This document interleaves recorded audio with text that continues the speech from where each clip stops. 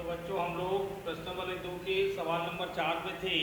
इसमें 10 क्वेश्चन दिए गए थे, जिसमें कि हमने 5 क्वेश्चनों को गुणनखंड विधि के द्वारा हल किया और अगले लास्ट 5 क्वेश्चनों को सूत्र विधि के द्वारा हल करने का प्रयास किया। इसमें कल तक हमारे 9 क्वेश्चन निकल गए।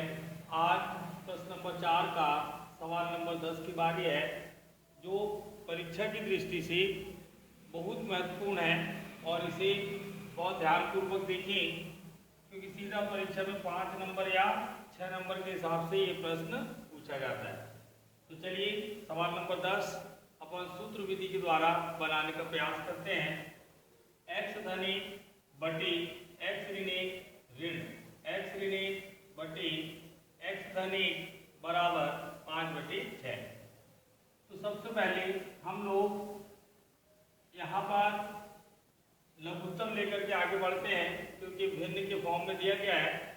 लघुत्तम हर का लिया जाता है x ऋण 1 और x धन 1 का लघुत्तम, दोनों को गुणे में उतार देने से हमारा लघुत्तम निकल जाता है।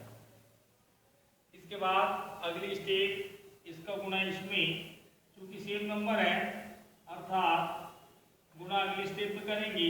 सेम नंबर है मतलब x धन 1 का होल स्क्वायर ऋण, यहाँ पे इसका इसमें गुणा, यहाँ पे सेम नंबर है x ऋण 1 का होल स्क्वायर बराबर 5 बटे 6। इसके बाद यहाँ पर बीजगणित की सर्वसमीकरण नंबर 1 a धन b का होल स्क्वायर, ध्यान देंगे बहुत बार हम लोग इसका उपयोग कर चुके हैं, जिसका हल होता है a वर्ग धन 2ab धन b वर्ग। फिर यहाँ पर a ऋण b का होल स्क्वायर लगेगा तो उसको बाद में देखेंगे। अभी a धन b का होल स्क्वायर, इसका हल ये बताया गया। a मतलब x, b मतलब 1 और यहाँ से हम लोग सूत्र लगाना शुरू करेंगे। a वर्ग अर्थात x का वर्ग धन 2 गुणित a मतलब x गुणित b मतलब 1 धन b वर्ग मतलब 1 का वर्ग। ये हम लोगों ने यहाँ पर a धन b का होल स्क्वायर का सूत्र का उपयोग कर लिया। बीच में आ गया ऋण आने का मतलब आगे जो भी नंबर लिखेंगे हम कोष्टक में लिखेंगे। अब यहाँ पर यदि देखा जाए तो a ऋण b का होल स्क्वायर अर्थात बीजगणित की सर्वसमीकरण नंबर 2 का उपयोग होगा। जैसा कि आप जानते हैं a ऋण b का होल स्क्वायर बराबर a वर्ग धन ऋण 2ab धन b वर्ग होता है। अब यहाँ पर हम सर्वसमीकरण नंबर 2 का अर्थात इसका उपयोग करने वाले हैं। यहाँ पर भी a का मान x, b का मान 1 है। तो चलिए a वर्ग मतलब x का वर्ग ऋण 2 इंटू a इंटू b धन, इसको थोड़ा आगे सरका देंगे, b का वर्ग अर्थात 1 का वर्ग e। इस सूत्र को अपन यहाँ पे ले गए a ऋण b का होल स्क्वायर। चलिए ये ऊपर हल हो गया। बटे में a ऋण b इंटू a धन b अर्थात सर्वसमीकरण नंबर 3, एक कोष्टक में a ऋण b, एक कोष्टक में a धन b बराबर a वर्ग ऋण b वर्ग होता है। इस सब समीकरण का उपयोग नीचे होता है।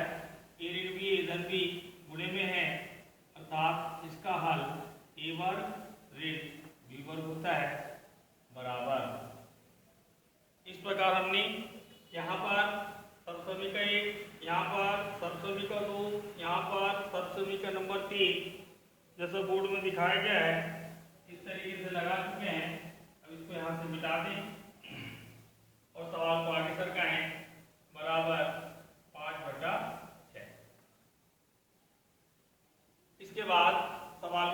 धीरे धीरे आगे सरकाएंगे। एक्स वर्ग धन 2 एकम 2x धन 1 का वर्ग 1 ऋण। ये ऋण का अंदर गुणा है अर्थात अंदर के चिन्ह बदलेंगे और इसको हल करते चलेंगे। ऋण एक्स वर्ग फिर बदला ऋण का धन 2 एकम 2x धन का ऋण 1 का वर्ग 1 बटे एक्स वर्ग 1 का वर्ग 1। इस तरीके से हमारा सवाल धीरे धीरे कम होने लगेगा। धन एक्स वर्ग से ऋण एक्स वर्ग कट गया, धन 1 से ऋण 1 कट गया, धन 2x और धन 2x जुड़ करके 4x हो गया बटे में एक्स वर्ग ऋण 1 बराबर 5/8। अगली स्टेप क्योंकि नीचे जगह नहीं है, आगे बढ़ेंगे। क्रिया गुणा करते हुए 5 का इसमें गुणा करें,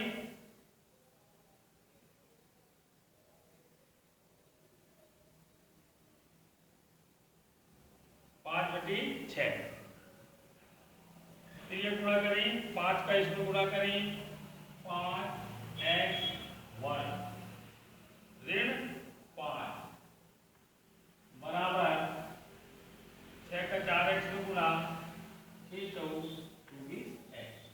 देखिए सवाल हमारा धीरे धीरे धीरे कम होते होते इस कंडीशन को पहुंच गया है। अब आगे बढ़ाएंगे। ये 24x का इधर पक्षांतर कर लें, 5x वर्ग ऋण धन का ऋण 24x ऋण 5 बराबर 0। इस तरीके से हमारा ये वर्ग समीकरण बनके तैयार है। इसके बाद हम सूत्र विधि से इस सवाल को हल करेंगे। इसके लिए यहाँ तक हम लोगों को मिटाना पड़ेगा। ये हम लोगों ने इसको साफ किया, जो हमारा वर्ग समीकरण आया उसको यहाँ पे उतारा, 5x वर्ग ऋण 24x ऋण 5 बराबर 0। इसके बाद आराम से जैसा हमने सूत्र विधि सीखा है उस सूत्र को उपयोग करते हुए इस सवाल को आगे सरकाएंगे। चलिए a बराबर 5x वर्ग का गुणा, b बराबर ऋण 24 अर्थात x का गुणांक, c बराबर स्थिरांक अर्थात ऋण 5। इस तरीके से a b c के मान हमने डिफाइन कर लिया। इसके बाद वर्ग समीकरण को हल करने का सूत्र लिखेंगे जिसे हम श्रीधराचार्य जी के सूत्र के नाम से भी जानते हैं। x बराबर ऋण b धन ऋण वर्गमूल के अंदर b वर्ग ऋण 4ac पूरा बटे के अन्य की 2। इस सूत्र को वर्ग समीकरण हल करने का सूत्र के नाम से भी जानते हैं और श्रीधराचार्य जी के सूत्र के नाम से भी जानते हैं। आगे बढ़े, x बराबर आराम से माइनस है तो माइनस b का मान क्योंकि ऋण में है इसलिए इसको हमने कोष्टक में डाला, धन ऋण वर्गमूल b वर्ग अर्थात ऋण 24 का वर्ग ऋण 4 गुणित a मतलब 5 इंटू c मतलब ऋण 5 ऋण में है इसलिए हमने इसको कोष्टक में डाल दिया। ये आपका बटे 2 का 2 a मतलब 5। इस प्रकार हमने abc के मान को यहाँ पुट कर दिया। x बराबर, अब हमारा ये सूत्र में मान रखने के बाद अब हमारी स्टेप धीरे धीरे सरल होगी, हल्की होगी।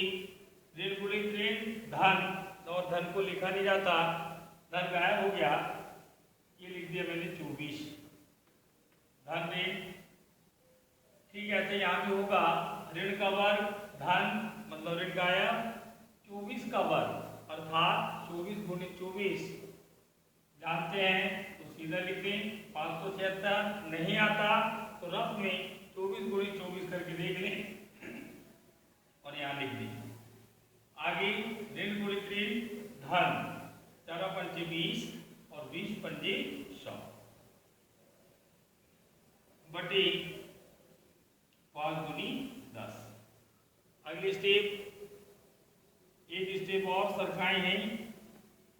24 धन ऋण 576 धन 100 676 बटे 10। इस प्रकार सवाल देखिए बड़े से छोटा छोटे से छोटा होते हुए यहाँ तक पहुँच गया है।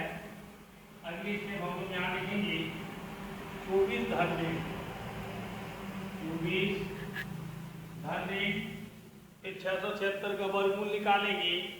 हम जानते हैं 676 का वर्गमूल 26 होता है बटे में 10।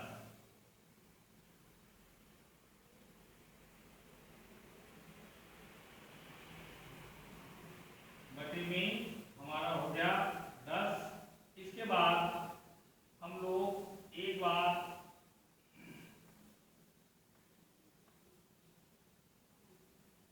धन चिन्ह लेने पर अर्थात एक बार हम धन चिन्ह लेते हैं और एक बार हम ऋण चिन्ह लेते हैं।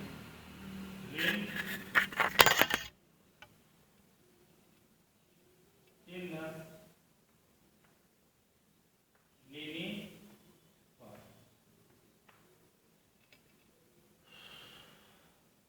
धन चिन्ह लेने का मतलब देखिए बाकी पूरा सवाल जैसे का वैसा लिखते हैं। जैसे 24 यहाँ पे धन चिन्ह पढ़ दें 26 बटे 10। ऋण चिन्ह लेने का मतलब यहाँ पे ऋण पढ़ेंगे बाकी क्वेश्चन जैसे का वैसा 24 ऋण 26 बटे 10। अगली स्टेप x बराबर 24 धन 26 50 बटे 10। 10 से कम 10 पंजी अर्थात x का मान एक आ गया 5। वैसे आगे इसको भी सरकाएंगे। अलग अलग चिन्ह दिख रहे हैं। जब अलग अलग चिन्ह होते हैं तो बड़े में छोटा घटाने का नियम है। 26 में 24 गया 2 बड़ी संख्या के सामने का छेद बटे 10। 2 एकम 2 पंजी अर्थात हमारा ये दूसरा उत्तर आया ऋण 1 बटे 5। हमें बोल सकते हैं कि हमारा जो दिया गया वर्ग समीकरण था 5x पर 24x ऋण 5 बराबर 0 के दो मूल 5 और ऋण 1 बटे 5 होंगे। जैसा कि शुरू में बता दिया गया था कि प्रश्न नंबर 4 का ये जो 10वां क्वेश्चन था परीक्षा की दृष्टि से बहुत महत्वपूर्ण है। इसलिए इस सवाल का ज़्यादा से ज़्यादा अभ्यास करें और तैयारी करें। कल से हम लोग